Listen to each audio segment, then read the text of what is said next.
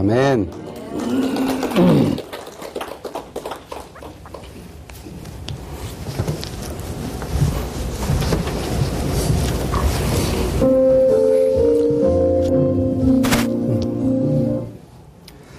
예, 한 주일 동안 평안하셨습니까? 네, 지난주에는 좀 행복하셨어요? 예, 요즘에 월드컵 때문에 아주 난리지요? 예, 지난주에는 특별히 좀 행복했었던 한 주간이었나 그렇게 생각이 됩니다. 한국이 사전에 하도 헤매서 기대치가 많이 떨어졌는데 지난주에 한국과 러시아가 그래도 첫 번째 먼저 골을 넣었어요. 그래도 상당히 강한 러시아에게 지지 않고 1대1로 비기면서 기대치가 이제 아주 하늘까지 올라갔어요. 유럽에서도 전문가들이 이제 내일이죠, 내일 하는 게임은 100% 한국이 이긴다. 예전에는 인터뷰도 안 하고 아주 무시했는데 한 게임으로 싹 바뀌었어요. 이렇게 우리가 이겼기 때문에 기쁜 것도 있는데 또 인터넷에 보니까 일본의 불행은 우리의 행복이다. 어디 좀 이해가 되십니까? 우리가 이겼을 때 기쁨도 있는데 일본이 졌고 불행할 때 거기서 또 행복을 느끼도록 돼 있다고 그렇게 얘기를 해요. 그래서 일본이 한국보다 훨씬 더 강한 것처럼 생각을 했는데 일본이 코트 디부아르하고 붙어서 1대2로 역전패를 당하죠. 거기다가 거의 확실하게 일본이 그리스는 한번 이길 거다. 그랬는데 아주 지루하게 0대0으로 비겨서 이제 짐을 쌀 가능성이 많다고 그래요. 인터넷에 보니까 일본의 불행은 우리의 행복이다. 어디 여러분들도 좀 동감이 가십니까? 이게 동감이 가면 좀 문제가 있는 거예요. 순수한 한국말, 순수한 우리말 속에 잘코산이라고 하는 말이 있어요. 들어보셨습니까? 처음 들어보세요. 이건 100% 순수한 우리말인데 잘코산이 이게 무슨 말인가 하면은 명사로 쓸 때는 고소하게 여겨지는 일, 아이고 참 쌤통이다 그런 뜻이래요. 또 감탄사로 쓸 때는 내가 시기하는 사람, 내가 질투하는 사람, 내가 미워하는 사람이 어떤 불행한 일을 딱 당했을 때 아이고 고소하다. 그렇게 하를 때 던지는 말이 잘코사니. 일본이 졌을 때 뭐라고 하는 거예요? 잘코사니. 쌤통이다. 이렇게 쓰는 순수한 우리말까지 있는데 우리나라 사람들이 사촌이 논을 사면 뭐 한다고 그래요? 배가 아프다. 이런 단어가 세상에 있는 민족이 별로 없습니다. 독일 사람은 있어요. 그것도 어떻게 힘들게 막 단어를 조합해가지고 그런 이 단어를 하나 만들어낸 건 있는데 이렇게 순수한 우리말로 잘코산이라고 하는 단어를 가지고 있는 한국 사람이기 때문에 시기심, 질투심이 많고 사촌이 논을 사면 배가 아파가지고 견디지 못하는 민족이기도 해요. 이렇게 시기심, 질투심이 가슴 속에 깔렸을 때에 여기에서 싹이 나는 것이 있는데 그게 바로 분노라고 전문가들이 이야기를 합니다. 그래서 분노를 이기려고 아무리 애를 써도 잘 되지 않는데 결국은 그 뿌리에 박혀있는 뭐를 뽑아내야 된다는 거예요? 시기심과 의심이라고 하는 것을 뽑아내야 분노를 다스릴 수 있다고 얘기를 합니다. 그래서 오늘 이 시간에는 분노를 다스리는 방법이라고 하는 제목으로 도대체 분노가 뭘까? 뇌생리학적으로 상당히 많이 이 분노의 기전들이 지금 밝혀졌기 때문에 화를 낼 때는 거의 속수무책으로 막 쏟아져 나오는 것으로 알고 있고 통제가 불가능한 것으로 알려져 있는데 이것을 우리가 성서적으로 또 이 뇌생리학적으로 잘 연구하고 훈련을 받으면 분노는 얼마든지 내가 다스릴 수 있도록 만들어져 있는 감정이라는 것입니다. 하나님께서 우리를 만드실 때에 모든 것을 어떻게 하라고 말씀을 하셨어요? 다스려라. 모든 것을 다스리고 정복할 수 있는 존재로 우리를 창조하셨기 때문에 오늘 나의 아버지가 그 창조주 하나님이라고 하는 사실을 믿는 사람들은 거의 통제 불능의 수준이라고 하는 이 분노까지도 얼마든지 다스릴 수 있고 정복할 수 있도록 만들어 주셨다고 하는 사실을 기억하면서 오늘 그 하나님과 더불어 분노를 다 통제하고 이 가슴 속에 세상이 주는 것과 같지 않은 하나님만이 주실 수 있는 그 놀라운 평안이 차고 넘칠 수 있게 되기를 간절히 바랍니다. 한국 사람들이 분노를 잘 다스리지 못하는 민족 중에 하나예요. 뭐 사촌이 논을 사도 이 배가 아플 정도로 시기심이 많기 때문에 그럴지도 몰라요. 그래서 여기 LA 한인타운에서도 가끔 뭐 부부싸움을 하거나 누가 또 바람 피웠다고 해가지고 그 연놈들 다 쏴 죽였다 뭐 이런 기사 많이 나오잖아요. 우리나라 사람들은 이혼을 해도 끝나질 않습니다. 이 미국 사람들은 이혼을 해도 그 다음 친구처럼 잘 만나잖아요. 이혼을 하고 난 다음에 그 사람이 누구를 만나도 배가 아파요. 그래서 이 분노를 참지 못하고 결국은 가서 막 죽이기도 하고 이런 일들이 이제 남의 얘기가 아니고 우리 주변에서 너무너무 많아요. 뭐 한 30명 막 그냥 총으로 갈기고 죽이는 사람도 한국 사람이고 과연 이 분노를 어떻게 다스릴 수 있을까? 여기 에베소서 4장 26절부터 32절까지 보면 하나님께서 이 분노를 우리가 어떻게 다스릴 수 있는지에 대해서 아주 명쾌하게 해답을 주셨습니다. 자, 우리 26절부터 같이 한번 읽어보도록 하겠습니다. 시작. 분을 내어도 죄를 짓지 말며 해가 지도록 분을 품지 말고 마귀에게 틈을 주지 말라. 무릇 더러운 말은 너희 입 밖에도 내지 말고 오직 덕을 세우는데 소용되는 대로 선한 말을 하여 듣는 자들에게 은혜를 끼치게 하라. 하나님의 성령을 근심하게 하지 말라. 그 안에서 너희가 구원의 날까지 인치심을 받았느니라. 너희는 모든 악독과 노함과 분냄과 떠드는 것과 비방하는 것을 모든 악의와 함께 버리고 서로 친절하게 하며 불쌍히 여기며 서로 용서하기를 하나님이 그리스도 안에서 너희를 용서하심과 같이 하라. 제가 지난 한 주일 동안 도대체 분노가 무엇일까? 수많은 전문가들의 책을 뒤져보고 그것도 좀 부족한 것 같아서 어제 또 오후에 가서 책방에서 또 책을 또 사오고 어제 사왔으니까 언제 뭐 읽을 시간이 없잖아요. 밤을 새서 읽고 또 읽고 도대체 분노를 어떻게 극복할 수 있을까? 세계 최고의 전문가들의 이론을 다 종합을 해보는데 아무리 봐도 어떤 유명한 전문가가 얘기한 분노를 다스리는 방법보다도 여기 에베소서에 나온 하나님의 방법이 단연 최고라고 하는 사실을 확신하게 됐습니다. 하나님께서 이 땅이 험할 것 너무너무 잘하셨기 때문에 험할지라도 어떻게 그 모든 것을 다스리고 정복하면서 우리가 여전히 하나님의 자녀로서 자긍심을 가지고 살아갈 수 있을지 모든 방법을 가르쳐 주시는 것을 인해서 감사를 드립니다. 여기 본문에 보면은요, 그 분노를 다스리는 방법 3가지를 가르쳐 주셨는데, 첫 번째, 분을 내어도 죄를 짓지 말라 그랬습니다. 여기 에베소서 4장 26절에 분을 내어도 어떻게 하지 말아라? 죄를 짓지 말며. 그러니까 하나님의 자녀는 아예 분이라고 하는 것 근처도 가지 말아야 된다. 절대로 분이라고 하는 것 비슷한 것도 내면 안 된다. 그렇게 되어 있습니까? 아니면 분을 내어도라고 했어요. 분을 낼 수도 있다는 얘기입니까? 예, 낼 수 있어요. 하나님도 얼마나 이 노를 많이 하시는지 몰라요. 예?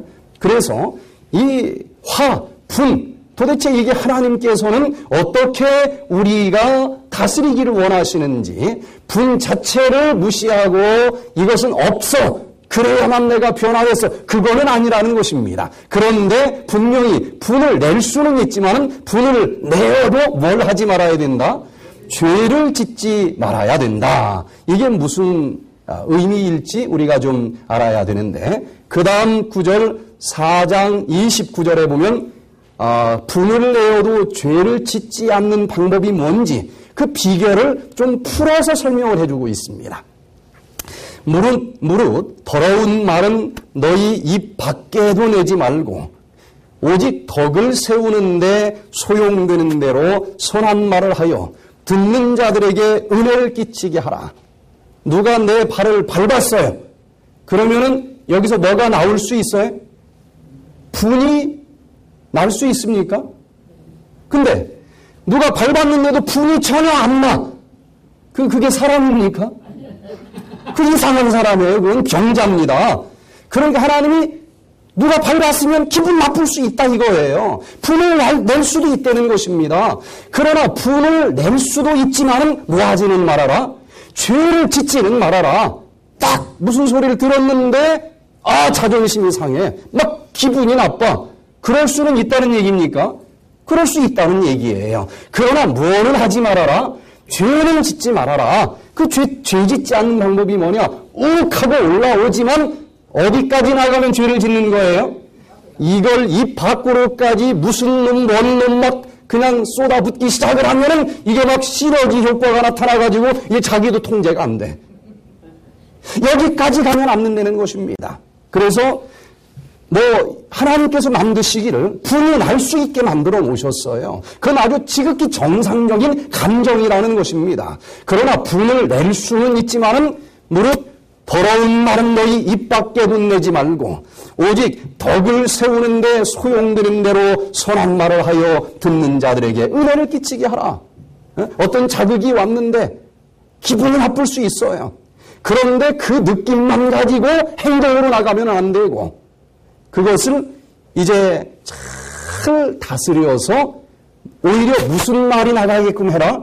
선한 말이 나가게끔 해라. 이 분을 다스리는 방법이요. 부처님 방법도 있고 탐닉 스님 여러 스님들 책을 제가 다 봤는데 현실적으로 실질적으로 분을 다스릴 수 있는 가장 확실한 방법은 예수님 방법밖에 없는 것입니다. 분 자체를 다 무시하라고 하면은 이건 이론이에요. 불가능한 것입니다. 그러나 얼마든지 이 분을 다스릴 수 있고 그 방법을 가르쳐 주셨다는 거예요.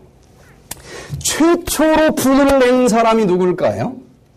인류 조상 중에서 최초로 분을 낸 사람이 누구예요? 네? 최초로 분을 낸 사람. 그래고 사람을 죽이기까지 했어.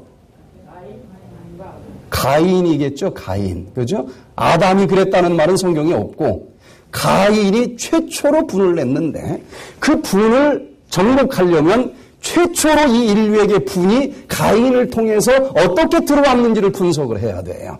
자, 그 대목 중에 하나를 보니까 창세기 4장 7절에 네가 선을 행하면은 어찌 낫을 들지 못하겠느냐. 선을 행하지 아니하면은 죄가 문에 엎드려 있느니라. 죄가 너를 원하나 너는 죄를 다스릴지니라. 제사를 드렸는데 이 가인은 뭘로 제사를 드렸어요? 농산물로 드렸고 그 동생 아벨은 뭘로? 양으로 피를 흘리면서 제사를 드렸어요. 그랬더니 하나님이 누구 걸 받아들였습니까? 자기 건 안 받아들이고 동생 것만 받아들였어. 그때 이 속에서 분이 나요 안 나요? 왜 차별하느냐 이거야. 내가 장남인데 왜 차남 걸 받고 장남 걸 안 받느냐. 그런 마음 생길 수 있습니까? 거기까지는 이게 굉장히 좋은 것일 수 있다는 거예요. 시기심도 근본은 나쁜 게 아니에요. 누가 나보다 너무 잘하는 거야. 제가 1980년도에 침례를 딱 받았어요. 3개월 동안 말씀을 열심히 읽고 그 예수님이 얼마나 좋은지. 여름에 무창포 해수욕장에 이 야영을 한다고 해서 이제 따라갔더니 말씀을 또 한 주일 동안 천세원 목사님이 탁 전하는데 너무 좋아요. 그래서 이제 마지막 날 침례를 받을 사람 그러는데 막 이 사람 저 사람이 와서 막 침례를 받으라고 그러는데 저한테는 한 명도 권하는 사람이 없어요. 제가 기다리다가 너무 좋은 걸 어떻게 해요? 그래서 손을 들고 저도 침례를 좀 받게 좀 해주십시오 하고 제가 손 들고 나가 침례를 받았는데 그때 그 대전 도마동 교회에서 저와 함께 3명이 같이 침례를 받았어요. 침례를 같이 받는다는 것은 좀 동질감을 더 느끼게 해주잖아요. 그래서 이제 저와 함께 3명이 침례를 받았는데 그 뒤로 3개월이 지났습니다. 나름대로 저도 열심히 신앙을 했어요. 근데 3개월이 지난 다음에 침례를 같이 받은 그 2사람이 뭐라고 얘기를 하는가 하면은 침례를 받고 그 다음 날부터 성경을 3개월이 지났는데 벌써 3번을 다 읽었다는 거예요. 어디 느낌이 옵니까 안 옵니까? 한 번을 읽었던 10번 읽었던 아무 느낌이 없으면 이건 사람이 아니에요. 나도 누구보다도 예수님을 열심히 사랑하고 싶은 마음이 침례받으면서 있었는데 같이 침례받은 이 사람들은 3개월 만에 한 번을 읽었다는 거야. 여기서 불이 납니까? 불이 나더라니까요. 이 자체가 나쁜 거예요, 좋은 거예요? 전 누구보다도 불이 났어. 나는 뭐 했나? 나 열심히 한다고 했는데 이거 아무것도 아니네. 아니 침례 같이 받은 동료는 지금 벌써 성경을 한 번 읽었대는데 나 그 사람보다 예수님 더 사랑한다고 하는 데서 조금도 뒤지고 싶지 않은데 난 뭐 하고 있었던 거야? 막 불이 나더라니까요, 그날. 거기까지는 좋은데 그걸 이제 잘 다스려야 되겠죠. 이야, 이 정도 성경 읽어가지고는 안 되겠다. 그날부터 내가 저 사람보다 성경 더 읽을 거야. 그러면서 아주 열심히 성경을 읽었어요. 시기심 자체의 감정이 꼭 나쁜 건 아니겠죠. 시간 지나다 보니까 그 2사람이 하나는 군대를 갔다 왔고 거기 침례를 받은 한 사람의 삼촌이에요. 그 군대를 갔다 온 그냥 아저씨인데 나중에 보니까 신학과를 들어갔대네. 그리고 조카는 전문대를 다니고 있었어요. 근데 나중에 삼촌 따라 또 신학과를 갔대네. 그럼 또 여기서 불이 나요, 안 나요? 야, 난 지금 나름대로 신학 열심히 잘하고 있다고 생각을 했는데 전 그때 경제학을 하고 있었단 말이에요. 아니, 나는 뭐야? 그래서 그 시기심이 여기서 안 떠나는 거예요. 그런데 이것을 잘 다스려서 저는 결국은 경제학과를 졸업하고서라도 좀 늦었지만 내가 그냥 24시간 중에서 몇 시간만 예수님 전하면서 사는 그런 삶이 아니고 한 번 사는 건데 24시간 예수님만 전하면서 사는 삶을 내가 왜 못 살을까? 모든 욕심 다 버리고 저도 목사가 되기로 결심을 했단 말이에요.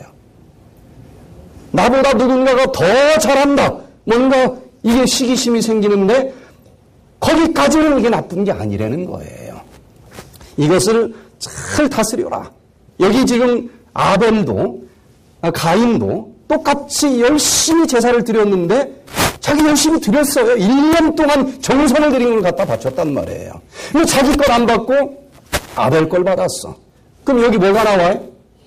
시기심이 생기고 막 분열할 수 있어. 거기까지는 좋단 말이에요. 그런데 그걸 잘 다스려서 내가 지금 빠진 게 뭘까? 정성은 바쳤는데 뭐가 부족한 것일까? 그러면서 그게 자극이 돼서 더 예수님께 올바른 예배를 드릴 수도 있었던 것 아니겠습니까? 근데 여기서 막 이제 화가 났을 때에 하나님이 뭐라고 그랬어요? 죄가 문 앞에 엎드려 있느니라. 죄가 너를 원하나 너는 죄를 다스릴지니라. 여기서 막 처음에는 내가 쟤보다 못한 게 뭐가 있어? 아벨보다 못한 게 뭐 있는데 이런 게 나왔는데 죄가 지금 여기 문 앞에 엎드려 있어. 그러나 그 죄가 너를 집어삼키려고 원하고 있지만 가인아 절대로 죄가 너를 집어삼키게 하지 말고 네가 뭐해라? 네가 죄를 다스려라. 그렇게 했는데도 가인은 결국은 죄에게 집어삼킴을 당하면서 시기심이 긍정적으로 다스려지지 않고 부정적으로 나가면서 동생을 죽이는 살인죄까지 지게 됐다는 거예요. 자, 죄가 있으나 죄가 있을 수는 있으나 그것을 분노가 있을 수는 있지만은 그것이 죄를 짓지는 않게 하라. 이게 무슨 말인지 이해가 되십니까? 예. 그래서 이제 뇌생리학적으로 이 분노가 무엇인지, 분노를 뭐라고 해요? 순수한 우리말로 화라고 그러잖아요. 불화자. 진짜 여기서 뭐 불이 번쩍 튀는 거 아니겠어요? 노라고 하는 것은. 그런데 뭔가 불이 번쩍 튀면서 화가 나는데 진짜 불이라는 거예요. 그 불이 어디에서 붙을까요? 어떤 자극이 왔을 때 불이 손가락 끝에서 잡힙니까? 팔뚝에서 잡힙니까?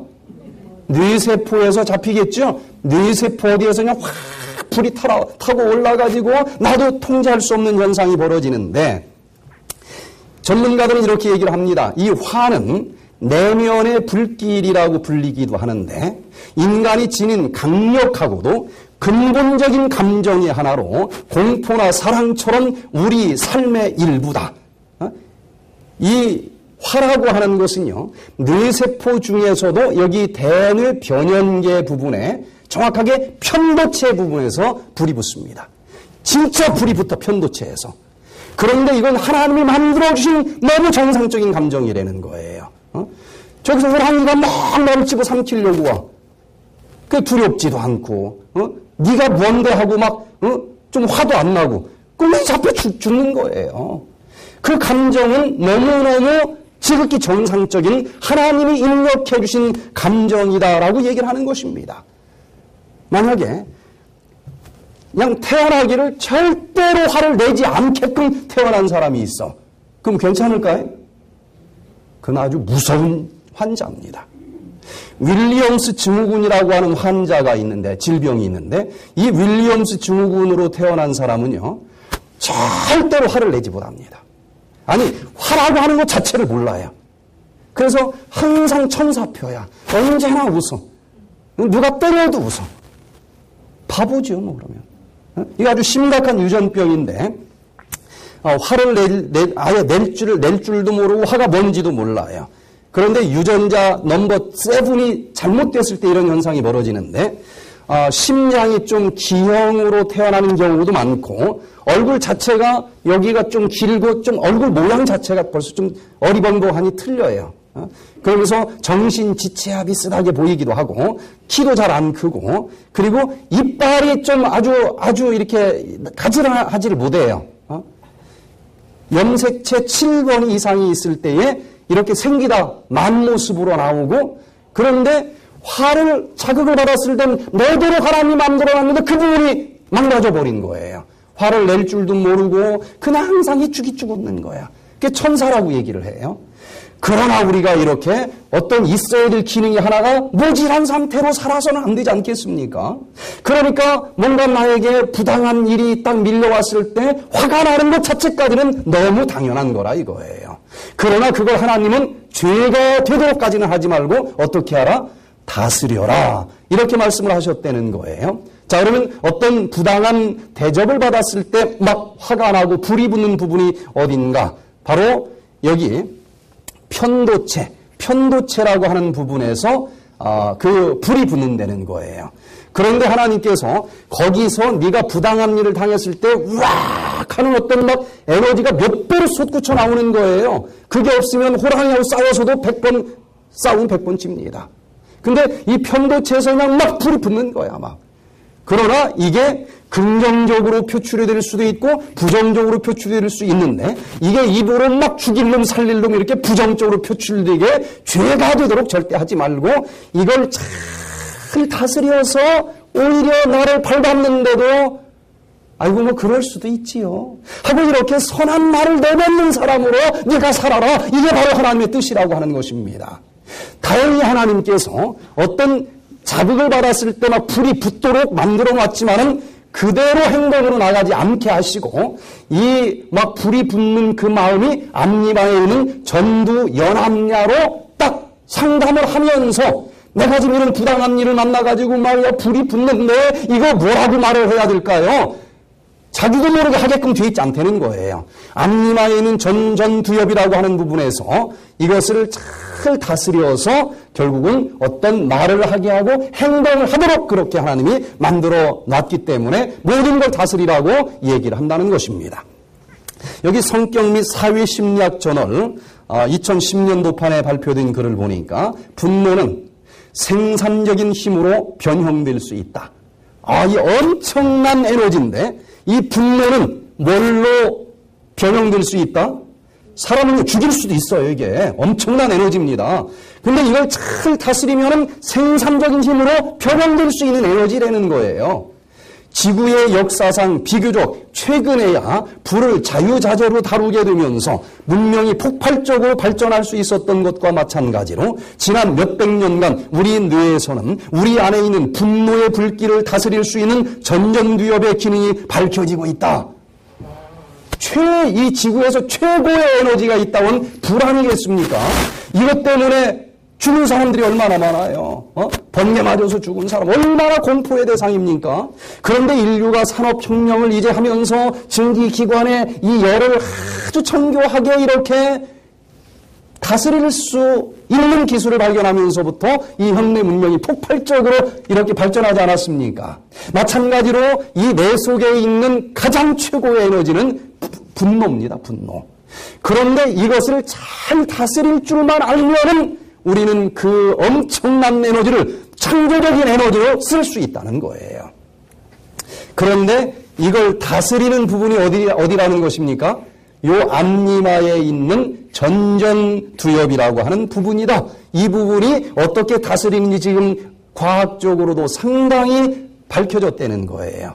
요즘에는 MRI를 찍으니까 이게 다 나오죠. MRI가 나오면서 이게 이제 막 비밀이 밝혀지면서 우리 얼마든지 이 분노를 다스릴 수 있는 전전두엽이 있구나 하는 것을 알게 됐고 그걸 다스리는 방법들이 아주 구체적으로 지금 나와 있어요. 얼마든지 정복이 가능합니다. 오늘 시간이 없어서 최대한 간단하게 말씀을 드리지만 이 MRI가 나오기 전 훨씬 전부터 이 전전두엽에서 분노를 통제하는 기능이 있다라고 하는 것을 알게 됐는데 그게 피니어스 게이지라고 하는 환자를 통해서 찍기 전에부터 의학자들이 알게 됐습니다. 철도 공사를 하다가 폭발 사고가 나서 이 쇠창살이 펑 튀면서 여기 광대뼈 밑으로 파고 들어가가지고 여기 왼쪽 두개골로 뚫고 나가버렸어요. 그러면 피가 줄줄 흘려서 이제 병원을 갔는데 다행히 안 죽었습니다. 이것을 이제 할로 박사라고 하는 의사가 뺐어요. 쇠창살을. 빼고서는 붕대로 딱 덮어놨더니 염증이 생기는 거예요. 막 고름 덩어리를 몇 번을 빼줬더니 4개월 만에 기가 막히게 치료가 된 거예요. 멀쩡해서 다시 회사를 출근을 했습니다. 그런데 이 사람이 옛날과 다른 건 다 잘해. 똑같아. 그런데 옛날에는 참 부드럽고 아주 감미로운 사람이었는데 성격이 완전 다른 사람으로 바뀌었다는 거예요. 막 그냥 참지 못하고 막 충동적이고 그냥 맨날 싸워 사람들하고. 맨날 싸우고. 그래가지고 성격이 완전히 다른 사람으로 변해가지고 이 할로 박사가 Bulletin of the Massachusetts Medical Society라고 하는 이 의학 논문집에다가 이 사람을 잘 관찰해서 보고를 했습니다. 그래서 이 사람이 다른 데는 다 멀쩡한데 이 앞에 전전두엽이라고 하는 부분이 이 사고를 통해서 망가졌다는 거예요. 그렇기 때문에 이게 망가진 것으로 인해서 어떤 편도체에 딱 자극이 와가지고 막 화가 났는데 이 앞니마에서 어떻게 하는 거예요? 이걸 분석하고 통제하고 그래 기분은 나쁘지만 네가 이렇게 쏟아 봐봤자 남는 게 뭐니? 그냥 뭐 그럴 수도 있지요 뭐 이렇게 얘기하는 게 낫지 않겠어? 이 부분을 망가져 버린 거예요. 그래서 그냥 화를 내고 참을성 없는 사람으로 생긴다. 그래서 바로 이 전전두 이 엽이 이 편도체에서 올라온 불길을 잘 상담하고 컨트롤을 하면서 오히려 선한 말을 할 수 있도록 통제해주는 부분이다라고 하는 사실들이 밝혀지게 된 것입니다. 하버드 대학 의과대학에서 정신과를 이제 전공한 아주 세계적인 정신과 의사인 조셉 슈랜드 박사가 최근에 이 MRI로 측정한 뇌 기능을 바탕으로 수많은 이 화를 내는 환자들을 이제 관찰하고 돌보면서 기가 막힌 방법을 발견을 한 거예요. 분노 해소의 기술, 디퓨징이라고 하는 책을 통해서 발표를 했는데, 분노는 그냥 참아서 되는 거 아니고, 그냥 화 다 내서 되는 게 아니고, 디퓨징. 그냥 풀어 제쳐야 된다. 해소시켜야 되는 거다. 그러면서 그 방법들을 이제 자세하게 기록을 해놓고 있는데, 이런 글이 있어요. 분노는 거부할 수 없는 인간의 감정이며, 그 자체는 거부할 수 없어요. 다행스럽게도 우리에게는 분노를 생산적인 힘으로 변화시킬 수 있는 능력이 있다. 분노의 성향은 선천적이라고 하더라도 이를 표현하는 것은 후천적 습관이며, 우리에게는 분노를 조절할 수 있는 생물학적인 브레이크가 있다. 이 생물학적인 브레이크는 어디에 있다고요? 뇌의 앞니와 전전두엽에 있다. 그러면서 이게 어떤 기능을 가지고 기전을 가지고 작동하는지를 자세히 연구하면서 분노는 얼마든지 다스릴 수 있고 아주 해소시킬 수 있다라고 얘기를 하고, 많은 전문가들이 이분의 방법으로 다른 이 정신과 의사들도 상당히 많은 사람, 분노를 컨트롤하지 못하는 병이 뭐예요? 분노, 뭐 요즘 뭐 텔레비전에도 나오죠. 뭐 분노 무슨 장애? 분노 뭐 굉장히 많아. 화를 통제하지 못하는 환자들이 너무나 많아요. 그런데 얼마든지 이게 통제가 가능하다라고 얘기를 하는데, 자, 뇌생리학적으로 자세히 보면은요, 어떤 부당한 자극이 왔어요. 그 자극이 뇌 한가운데 있는 이 편도체 부분에 자극이 딱 먼저 들어갑니다. 그러면 막 불이 나는 거예요. 내가 어떻게 이런 대접을 받고 살 수 있어? 하고 막 올라와요. 그런데 그대로 막 그냥 때려 부시고 하게 안 돼 있다는 거예요. 합리화시키지 말라는 거예요. 그냥 나도 모르게 통제할 수 없이 나는 화가 난다. 절대 잘못 판단하고 있는 거예요. 절대 여기서 막 화가 났다고 해서 그대로 손발이 나가게끔 뇌가 만들어져 있는 게 아니고, 그 신호가 어디로 전달이 되게 돼 있다고요? 앞에 있는 전전두엽으로 틀림없이 내가 이런 부당한 대접을 받았습니다 하고 신호를 보내면서 내가 어떻게 행동해야 될까요? 하고 묻게 돼 있다는 겁니다. 우리 뇌세포의 이 기능이. 그런데 이 편도체 부분에서 이 불이 딱 붙였는데 잘 붙을 수도 있고 잘 안 붙을 수도 있겠죠. 거기에 있는 나뭇가지가 어떤 종류에 따라서 반응이 다르겠죠. 그 불을 일으키게 하는 진짜 뿌리가 있다는 거예요. 전문가들은 그것을 시기와 의심이라고 분석을 했습니다. 결론을 내렸어요. 자, 그래서 이제 불이 확 붙었어. 그럼 이제 앞니와 전전두엽으로 보내면은 거기서 하는 일은 뭔가 하면은 지금 기분이 나빠서 마음 같으면 막 두들겨 패고 싶은데 바로 행동이 나가는 게 아니고, 예를 들어서 저쪽 다운타운에 갔더니 한밤중에 막 새카만 사람이 막 키도 한 2m 되는 사람이 뭘 봐 그러는 거야. 그럼 여기 화가 나요 안 나요? 아니 내가 걸어가서 이렇게 한번 봤는데도 뭘 봐 그러면 화가 안 나는 사람은 사람입니까 그게? 편도체에서 뭐야 하고 불이 붙을 거 아니겠어요? 그럼 그 즉시 너 뭐야 하고 덤비는 사람 있습니까? 앞니마로 딱 보내는 거예요. 야 이거 기분 나쁜데? 그럼 여기에서 그 사람 키도 보고 팔뚝 붓기도 보고, 그럴 거 아니겠어요? 내가 그냥 화나는 대로 한번 덤비면 내가 쟤를 억압할 수 있는 거야? 아니면 괜히 열대 맞는 거야? 이걸 상상할 수 있는 말이 앞니마에 있는 거예요. 그걸 딱 보면서 내가 이렇게 그대로 있는 대로 화를 내면은 상대방이 어떤 행동을 보일까? 그거 추측할 수 있습니까? 없습니까? 그게 앞니마에 있어요. 추측을 딱 하고 보니까, 야, 얘한테 내가 성질 다 부리면 뼈도 못 추리겠다. 그냥, 아무것도 아니에요 하고 그냥 가자.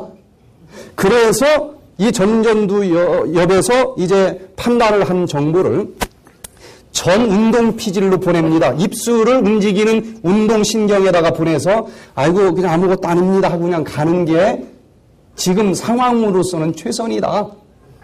아니면 한마디라도 해주고 가.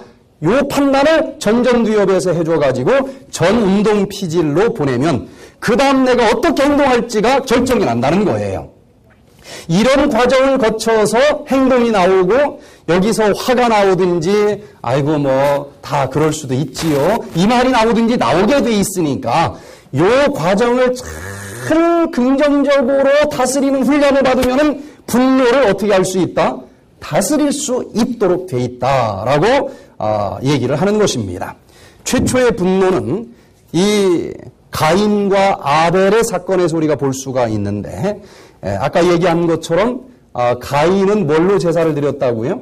농산물로 드렸고 아벨은 뭘로 드렸어요? 양으로 드렸는데 하나님께서 큰 형 건 안 받고 동생 걸 받았어요.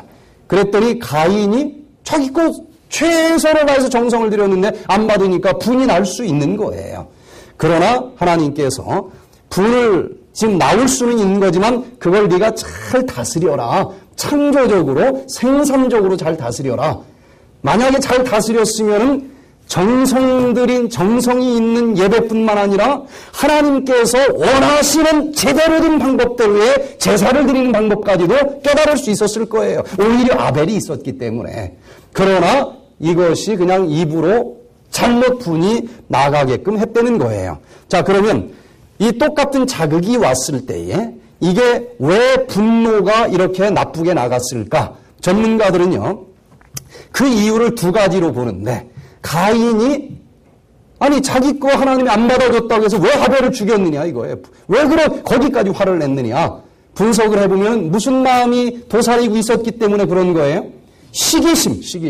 왜 내 건 안 받고 제 건 받는 거야? 만약에 가인 혼자만 예배드렸고 가인 한 명 것만 안 받아들였다고 하면 화나지 않았을 거예요. 그죠?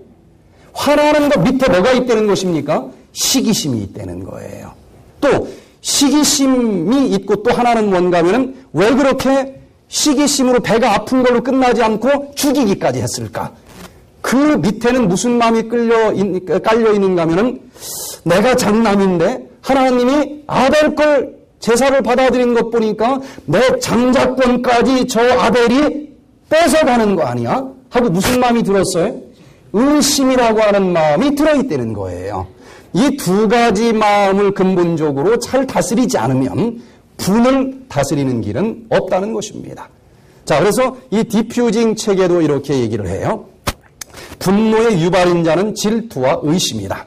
두 가지로 이 전문가들도 분석을 하는데 이 책에서는 분노를 다 풀어 제치는 일곱 가지 방법을 설명을 하고 있어요. 내가 지금 여기 불이 붙었구나. 화를 낸 거하고는 다르죠. 분노를 알아채리는 연습을 해야 된다는 거예요. 두 번째, 이게 왜 내가 기분이 나쁠까? 그 속에 뭐가 있다는 것을 알아야 돼요. 내가 질투심, 시기심이 있는 것 아닌가? 요 단계에서 풀면 풀어진다는 거예요. 질투를 이해해야 되고 그 다음에 의심의 실체를 파악하는 연습을 해야 된다는 거예요. 그러면은 이제 이 앞니마에서 여기서 소리 지르는 것보다는 그 다음을 위해서 한 번 더 우호적으로 행동을 좀 취해보자. 이렇게 가능해지고 거기서 이제 구체적인 이제 이 분을 생산적으로 돌리는 기술 중에 하나가 공감하기. 또 명확하게 기분 나쁘면 난 당신이 이렇게 얘기해서 기분이 좀 나쁩니다. 이런 의사소통하기. 그리고 마지막으로 감사 표현하기. 이 하나하나를 잘 연습을 하면은 분노는 얼마든지 다스려질 수 있다고 얘기를 합니다. 네덜란드 말에는 이 질투라고 하는 단어가 두 종류가 있다고 그래요. 하나는 건강하지 못한 부정적인 의미의 질투라고 하는 단어가 있고 또 아주 건강한 긍정적인 의미의 질투라고 하는 단어가 있대요. 자, 건강하지 못한 질투는 질투의 대상에게 나쁜 일이 일어나 버려라. 이게 질투죠. 그건 나쁜 부정적인 의미의 질투. 단어가 따로 있어요. 또 긍정적인 질투의 단어가 있는데 이 질투의 대상이 더 어떤 잘됐다 그러면은 나도 저 사람처럼 더 열심히 해야 되겠다. 이런 마음을 동기부여를 하도록 만들어주는 질투. 똑같은 질투지만 방향이 다르겠죠. 예, 그래서 어떤 이 질투, 시기심 이것 때문에 화가 나는 것인데 이것을 잘 다스려서 해석하는 건 누구 마음이라고요? 내 마음인데 긍정적으로 해석을 할 수도 있고 부정적으로 해석을 할 수도 있는데 잘 이걸 긍정적으로 해석을 해봐라 그런 뜻입니다. 그 다음에 이제 또 하나 그 분노의 뿌리 속에는 의심이라고 하는 게 있는데 제가 내 장사권까지 뺏어가는 거 아니야? 쟤를 믿을 수 없을 때 화가 나는 거죠. 그런데 그 의심을 뿌리치는 방법은 신뢰입니다. 믿음. 이 전문가들은요. 자존감이 높은 사람일수록 남들을 의심하지 않는데요. 그렇습니까? 내가 시험찮을 때 별별 것에 다 막 흔들리고 화를 내는 거예요.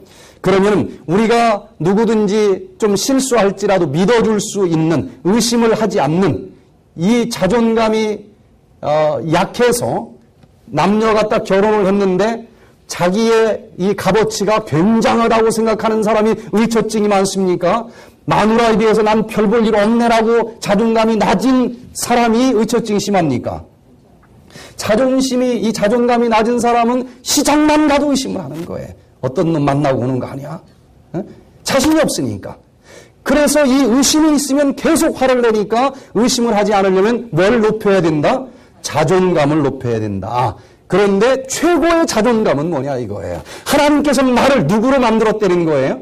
하나님의 아들과 딸로 만들었다고 하는 그 자존감을 가지시게 되길 바랍니다. 그 자존감을 갖게 될 때에 이 분노를 다스릴 수 있다는 거예요. 그래서 분을 낼 수는 있어요. 그러나 죄를 짓지는 말아라. 이 하나님의 명령을 잘 깨닫고 순종하시게 되기를 바랍니다. 두 번째 이 분을 다스리는 방법은 해가 지도록 분을 품지 말라는 것입니다. 분을 내어도 죄를 짓지 말고 또 그러나 사람이 죄를 지은 이후에는 연약하기 때문에 그냥 분을 내기는 했지만 입으로까지 죄를 짓지 않아야 되는데 때로는 입으로까지 넘어질 때 있어요 없어요? 있을 수 있어. 화를 냈을 수도 있어. 그럴지라도 두 번째 방법은 이 화를 낸 것을 절대 언제까지 품지 말아라. 해가 지도록 품지 말아라. 네가 설령 1번에서 방어벽을 딱 치지 못했다 할지라도 그래서 싸웠고 화를 냈다 할지라도 절대로 해가 질 때까지 그 분을 품고 있지 말아라. 이게 두 번째 분을 다스리는 방법이라는 거예요. 자, 에베소서 4장 31절에서 해가 지도록 분을 품지 않는 비결이 뭔지를 자세히 풀어서 설명을 해주고 있습니다. 너희는 모든 악독과 노함과 분냄과 떠드는 것과 비방하는 것을 모든 악의와 함께 버리고 서로 친절하게 하며 불쌍히 여기며 서로 용서하기를 하나님이 그리스도 안에서 너희를 용서하심과 같이 하라. 죽어도 용서 못해줘 하고 화를 냈어요. 그러나 무슨 일이 있어도 해가 질 때까지 계속 가지고 있지 말아라. 그럼 그걸 풀어야 된다는 얘기인데 푸는 방법이 뭐예요? 결국은 예수님께서 죽을 수밖에 없는 죄를 지은 나를 용서해 주셨다고 하는 사랑을 깨달으면서 먼저 내가 용서받고 내가 용서받았으니 그 사람도 용서해 줘라. 그러면서 여보 아까 내가 잘못했어 하고 그 화낸 것을 해가 질 때까지 가지고 가지 말고 꼭 잠자리에 들기 전에 풀어라. 이게 왜 그렇게 중요한지 하나님께서 우리에게 가르쳐 주신 그 이유를 우리가 이해를 해야 됩니다. 화를 한번 낼 수도 있지만 그 화를 낸 것 때문에 내일까지도 계속돼서는 안 되겠죠. 그럼 이거 축적이 돼서 화낸 걸로 끝나지 않고 이제 도장까지 찍는 거예요. 왜 그런가 하면은요. 어떤 기분 나쁜 일이 오늘 이제 왔어요. 화를 냈어. 참아야 되는데 어떻게 냈어. 그런데 그럴지라도 해가 지기 전에 이걸 다 용서해주고 풀어라. 그렇지 않으면 어떤 일이 생기느냐. 오늘 기분 나쁜 그 기억은요. 이 뇌세포 한가운데 아까 우리 김순규 박사님이 얘기한 것처럼 해마라고 하는 부분에 기분 나쁜 기억이 임시로 저장이 돼요. 그러나 거기 기억은 그냥 사라질 수 있습니다. 그런데 그걸 잠잘 때까지 풀지 않고 그냥 잠자리에 들면은 그 해마에 기록된 기분 나쁜 그 임시 기억이 밤새 이 앞니마에 있는 대뇌 피질의 영원한 기억으로 저장이 돼버린다는 거예요. 오늘 내가 기분 나빴다 할지라도 그냥 싹 풀어버리면 내일 새로 만난 사람처럼 살아갈 수 있고 인간관계를 다시 맺을 수 있는데 잠잘 때까지 하지 않고 그날을 넘겨버리면 이게 영원히 기억이 돼서 그날 풀으면은요 생각이 안 납니다. 하루 이틀 지나면 기억도 나질 않아요. 그런 일이 있었는가 싶어요. 그런데 그날을 넘길 때까지 화를 품고 있으면은 이게 이제 대뇌 피질의 장기 기억으로 기억이 돼가지고 30년이 지나서도 기분 나쁘면 그날 거 딱 끄집어내. 너 그때 뭐라고 말했잖아. 그러면 이 관계가 회복될 수가 없다는 거예요. 그래서 내가 화를 냈다 할지라도 잠자기 전에는 어떻게 하라? 무슨 일이 있어도 서로 화해하고 용서를 해라. 자, 그래서 마태복음 5장 22절에 보니까 나는 너희에게 이르노니 형제에게 노하는 자마다 심판을 받게 되고 형제를 대하여 나가라 하는 자는 욕을 하는 자는 공회에 잡혀가게 되고 미련한 놈이라고 하는 자는 지옥불에 들어가게 되리라. 그러므로 예물을 제단에 드리려다가 거기서 네 형제에게 원망들을 만한 일이 있는 것이 생각나거든 예물을 제단 앞에 두고 먼저 가서 형제와 화목하고 그 후에 와서 예물을 드리라. 성경에서 가장 큰 죄 중에 하나가 화내는 것입니다. 욕하는 것입니다. 안 해야 되는 건데 했어. 그러면 이건 지옥불에 떨어질 죄니까 나한테 와서 사정해갖고 될 일이 아니다. 잠자기 전에 가서 뭐하고 먼저 와라? 용서해주고 먼저 화해하고 와서 나를 찾아라. 그러니까 절대로 분을 낼 수는 있지만 입 밖에까지 내지 않도록 하시고 연약해서 넘어졌으면 언제가 되기 전에 다 풀어야 된다? 잠자리에 들기 전에 해가 넘어가기 전에 아무리 자존심이 상해도 여보 내가 잘못했어 하고 풀고 넘어가라. 이게 두 번째 방법이라는 거예요. 마지막 세 번째 이제 방법은 마귀에게 틈을 주지 말라는 것입니다. 마귀에게 틈을 주지 말라. 영어 성경으로는 neither give place to the devil. 악마에게 뭘 주지 마라? 틈을 주지 말라는 얘기는 어떤 공간을 허락하지 말라는 얘기예요. 어떤 공간을 허락하지 말라는 얘기일까요? 여기 전전두 연합야에 성령께서 거하십니다. 그 자리에 성령이 거하도록 하셔야지 마귀에게 그 공간을 내주면 절대 안 된다는 거예요. 이건 영적인 싸움입니다. 그래서 에베소서 4장 30절에 마귀에게 틈을 주지 않는 비결을 또 부연 설명해주고 있는데 하나님의 성령을 근심하게 하지 말라. 그 안에서 너희가 구원의 날까지 인치심을 받았느니라. 이 전전두 연합야에 성령께서 딱 도장을 치시고 거기에 보좌를 드시고 너는 내 거야. 누구한테도 네 중심을 내줄 수 없어. 언제까지? 구원받는 그날까지. 그런데 이 자리에 누가 틈타지 않도록 해라. 사단이 여기 편도체까지는 들어올 수 있을지 몰라도 나를 통제하는 요 전두 연합야 자리까지 틈타지 않도록 해라. 이게 비결입니다.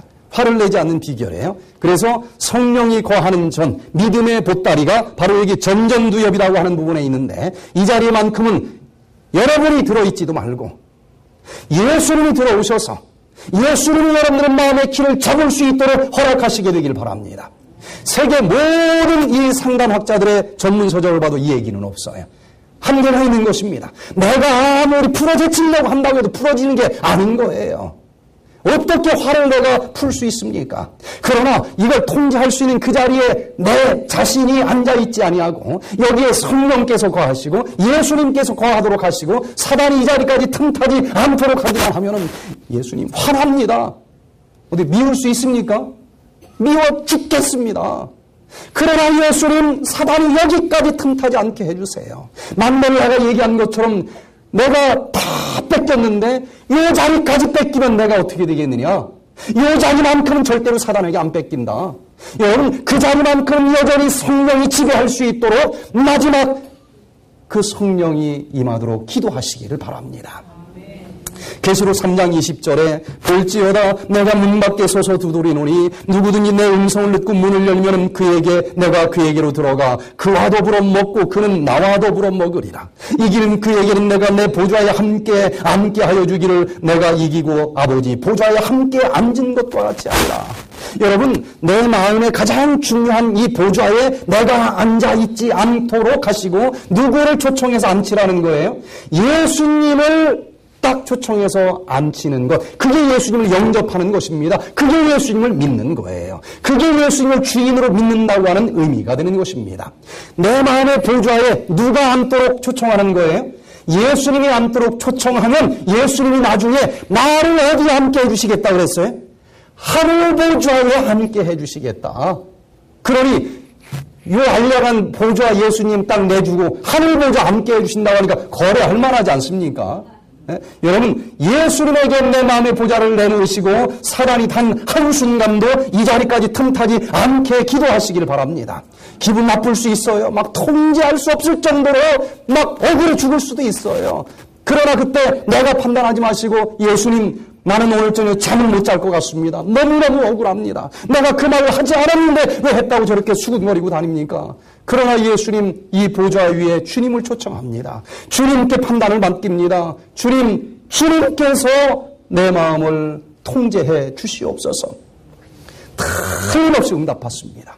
내가 굉장히 연단됐고 굉장히 변화된 사람이라서 그런 게 아니고 그 순간 예수님에게 보좌를 내놓기만 하면 기적 같은 일이 벌어져요. 죽어도 못 참을 것 같은데 성경인데 그게 참아진다는 거예요. 이게 기독교 교리의 핵심이라고 하는 사실을 기억하시길 바랍니다. 사이언스지에서, 세계 가장 유명한 사이언스지에서 다카하시가 2009년도에 발표된 연구 결과를 보니까요, 시기심과 사덴프로이데는 동전의 양면성과 같다는 거예요. 사덴프로이데라고 하는 것은 우리나라 사람 말고 또 유일하게 독일 사람이 고소하다는 단어를 하나 갖고 있다고 그랬죠. 근데 억지로 만든 단어예요. 원래 있는 건 아니고 우리나라가 원조입니다. 독일어에서 샤덴이라고 하는 말과 프로이데를 합쳐서 샤덴프로이데라고 하는 말을 억지로 만들었는데 다른 사람의 불행이나 고통을 보면서 아주 기쁜 마음, 거기 분명히 있으니까 단어가 있어야 될 거 아니겠어요? 그래서 독일 사람은 단어를 조합해서 만들었는데 한국 사람들은 아예 원래부터 있다 이거예요. 그 단어가. 자, 시기의 대상이 잘 될 때 뭐가 생겨요? 시기심이 생기겠죠. 사촌이 노를 샀어. 그럼 어떻다고요? 배가 아파. 요즘에 이제 fMRI가 이제 나왔으니까 찍어봤어, 그때. 배가 진짜 아픈 게 아니더라는 거예요. 여기서 아파, 여기서. 어느 부분에서 아픈가 찍어보니까 전측 대상 피질이라고 하는 부분에서 막 이게 이제 활성화되는 게 밝혀졌어요. 그 부분에서 뭔가 막 나오면서 배가 아프더라는 거예요. 그래서 시기의 대상이 잘 되면은 이 부분에서 막 이게 이제 활성화가 되는데 이 부분은 어떤 일을 하는 것이냐? 사회적으로 저 사람과 나를 비교해가지고 막 갈등이 오고, 나는 요 모양인데 저 사람은 왜 저렇게 큰 집을 샀어? 해가지고 뭔가 거기서 오는 좀 무거운 마음, 요게 시기심의 정체라는 거예요. 그래서 시기의 대상이 잘 되면 그 전측 대상 피질에서 막 불이 나면서 배가 아프고 기분이 나쁘고 그럴 수 있는데 또 시기의 대상이 잘 되는 게 아니라 못 될 때도 있을 거 아니겠어요? 돌뿌리에 딱 걸려고 넘어져 버렸는데 그 시기 대상이 그때는 어떤 마음이 생깁니까?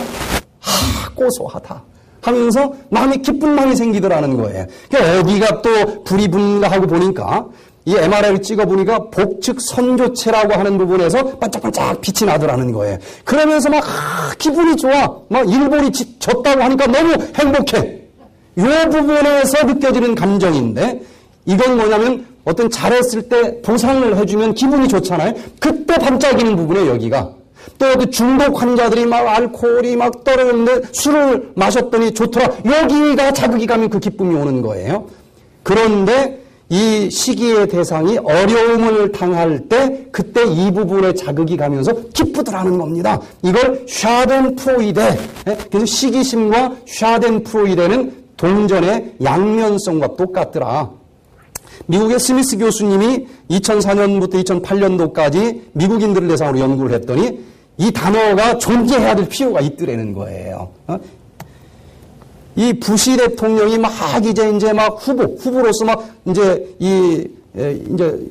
유세를 하고 다녔잖아요. 유세를 하고 다니는데 자전거를 타고 가다가 넘어져 버렸어.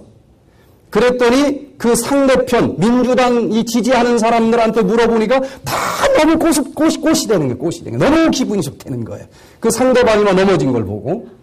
또 존 케리가 나사를 방문할 때 옷을 막 너무 우스꽝스럽게 입고 온 게 이 신문에 났어요. 그랬더니 공화당 지지자들은 또 막 너무 기분이 좋다고 그러더라는 거예요. 그래서 이 미국인들까지도 이렇게 배웠다고 하는 사람들도 샤덴프레이드가 있더라. 좀 어렵죠. 한국말은 아주 간단해. 잘코산이 아주 정말 통쾌하다. 쌤통이다. 이런 잘코산이라고 하는 말이 있는데 이런 마음이 우리 속에 있다고 하는 걸 인정하고 다스릴 줄 알아야 된다. 그런데 석가모니는 뭐라고 분노를 얘기를 했는가 하면요. 분노는 내 손 안에 든 벌겋게 달아오른 석탄과 같아서 결국 상처를 입는 건 나 자신이다. 어디 멋있는 얘기입니까? 멋있기는 한데 해답이 없어요. 분노라고 하는 건 내 손 안에 누가 뭐라고 했더니 내 손 안에 벌겋게 달아오른 석탄과 같아. 자, 그럼 이제 그러니까 이거 들고 있으면 안 된다는 겁니다. 석가모니는. 그래서 이거를 집어 던져버려. 화를 내는 거죠.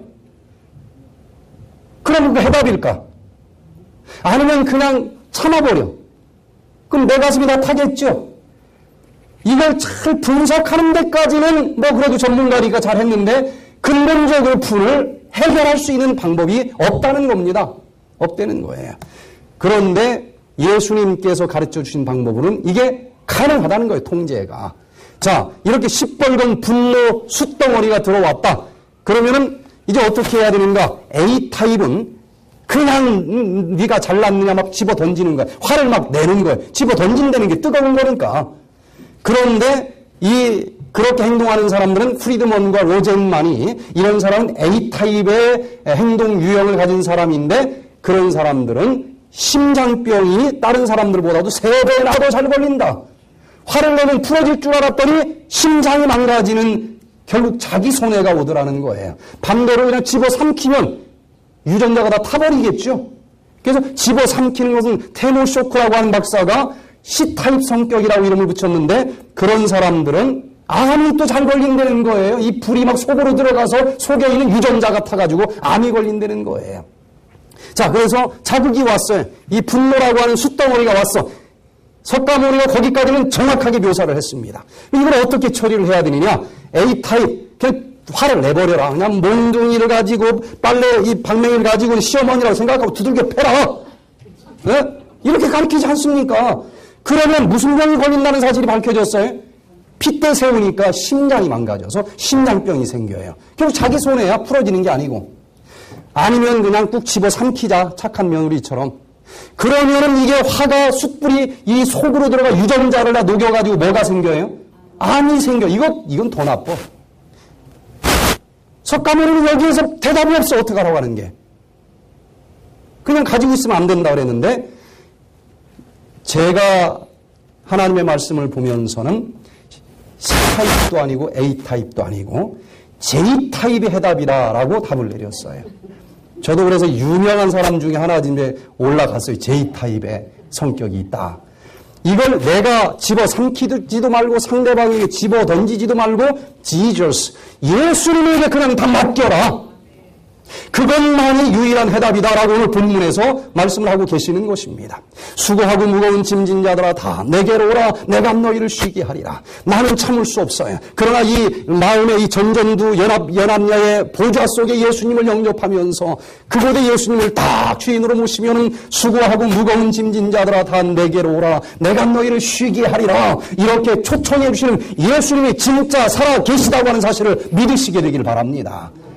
저도 여러 번 경험을 하고 제가 확신 있게 설교를 합니다. 이 분을 나는 통제할 수 없지만 그 순간 예수님께 맡깁니다. 그 기도하는 순간 놀라운 기적이 일어나는 걸 저는 여러 번 체험을 했어요. 아, 이거구나. 여러분, 예수님에게 맡기는 J타입의 사람이 되시기를 바랍니다. 그래서 분을 다스리는 방법 하나님께서 가르쳐 주신 대로 분을 낼 수는 있지만은 뭘 짓지 말아라? 죄를 짓지 말아라. 또 해가 지도록 절대로 분을 품지 말아라. 그리고 마귀에게 마지막 하나님의 보좌 앞까지는 절대로 공간을 허락하지 말아라. 이렇게 예수님과 함께 살아가시면서 정말 화날 수밖에 없는 세상에서 살지만은 그 예수님에게 모든 것을 맡기고 그때마다 예수님의 따뜻한 사랑으로 다시 위로받으면서 소생할 수 있는 그런 우리 모두가 되시기를 바랍니다. 로마린다 의과대학에서 실험을 했어요. 쇠로 만든 철장 속에 전기를 연결시켜 놓고 거기다 새끼 양 한 마리를 넣어놨습니다. 전기를 연결시켜 놨어요. 새끼 양이 배가 고픕니다. 먹을 걸 찾아서 쫄랑쫄랑 하고 갔더니 꼬리가 철장에 닿았어요. 거기 뭐가 와요? 전기 충격이 오는 겁니다. 그냥 스트레스 때문에 깜짝 놀라가지고 가운데로 오더니 바들바들 떨더라는 거예요. 그래도 배가 고프니까 이제 또 먹을 걸 먹으러 가는데 아까 놀랬던 방향은 절대로 안 가더라는 거예요. 다른 곳으로 가는데 거기서도 있어. 사방에서 한 번씩 충격을 받은 이 새끼 양은 한가운데서 바들바들 그 스트레스 때문에 떨다가 그냥 굶어 죽더라는 거예요. 그런데 똑같은 철장에다가 똑같은 새끼 양을 넣어놨는데 아까와 다른 것은 어미 양을 같이 넣어놨다는 거예요. 깜짝 놀라가지고 스트레스를 받은 이 새끼 양이 어디로 갔을까요? 엄마 뱃속으로 들어가서 뭐라고 얘기했는지 통역을 할 수는 없지만 거기서 괜찮아 하면서 두려움을 다 맡기고 그게 다 풀어지면서 이 철장 속에서 살아가는 새끼 양은 죽지 않고 여전히 살아가는 모습을 확인했다는 것입니다. 사방에서 근심, 걱정, 화를 낼 수밖에 없는 수많은 스트레스들이 밀려오지만 여러분 이 어린 양 되시는 예수 그리스도에게 다 맡기고 그분께 그 분을 처리하도록 허락하시고 그러면서 예수님의 위로를 받으면서 여전히 이 세상이 주는 것과 같지 않은 그 평안을 우리는 누리면서 예수님 오시는 그날까지 사시고 주님이 다시 오시는 그날 예수님 제가 얼마나 기다렸는지 모릅니다. 그러면서 저 영원한 하늘까지 행복만 있는 그 하늘까지 들어갈 수 있는 우리 모두가 되시기를 간절히 바라면서 오늘 말씀을 마치겠습니다.